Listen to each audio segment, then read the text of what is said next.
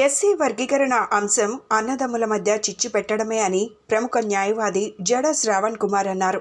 ప్రజాస్వామ్యంలో ఈ జడ్జిమెంట్ వచ్చిన రోజు ఒక చీకటి రోజు అని ఆయన చెప్పారు.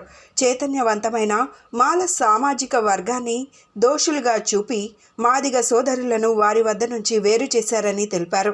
రాజకీయంగా ఎదగనివ్వకుండా కుట్రలు పన్నుతున్నారని మండిపడ్డారు. బీజేపీ పన్నిన కుట్రలో చంద్రబాబు, పవన్ కళ్యాణ్ ఏ విధంగా భాగస్వాములు అయ్యారని ప్రశ్నించారు. I'm very sorry to say ఈరోజు ఈ జాతి అంతరించిపోవడానికి ఒకే ఒక కారణం ఇప్పుడు ప్రస్తుత ముఖ్యమంత్రి చంద్రబాబు నాయుడు గారు. మాలా మాదిగల్ని, అన్నదమ్ముల్లాగా ఉన్న మాలా మాదిగల్ని విడదీసి ఇద్దరి మధ్య చిచ్చురేపి 30 సంవత్సరాల తర్వాత ఆ చలిమంటలో నీరు కార్చుకునే తన చలిమంటలో తన వేడిని పుట్టుకొని రాజకీయంగా లబ్ధి పొందుతున్నటువంటి తెలుగుదేశం పార్టీ ఈ రాష్ట్రంలో దళిత బిడ్డలు విచ్ఛిన్నం అవటానికి ప్రధాన కారణం.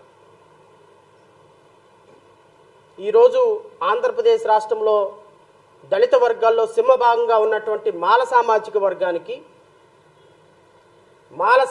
వర్గాన్ని ఎంతో చైతన్యమైనటువంటి మాల సామాజిక వర్గాన్ని భూతద్దంలో చూపించి, దోషులుగా చూపించి, సొంత తమ్ముళ్ళైనటువంటి మాదిగ సోదరుల దగ్గర ఒక దుర్మార్గకరమైనటువంటి రీతిలో వాళ్ళ మధ్య తగువు పెట్టి చలిమంట కాల్చుకుంటున్నటువంటి తెలుగుదేశం పార్టీ ఈ రాష్ట్రంలో దళిత బిడ్డలు రాజ్యాధికారంలోకి రావడానికి చేస్తున్నటువంటి పోరాటంలో కుటిలమైనటువంటి ఆలోచనల్లో ఎందుకు మనం తెలుసుకోలేకపోతున్నామో ఒక్కసారి ఆలోచించమని మాల సోదరుని, మాదిగ సోదరుని నేను వినయపూర్వకంగా కోరుతున్నాను.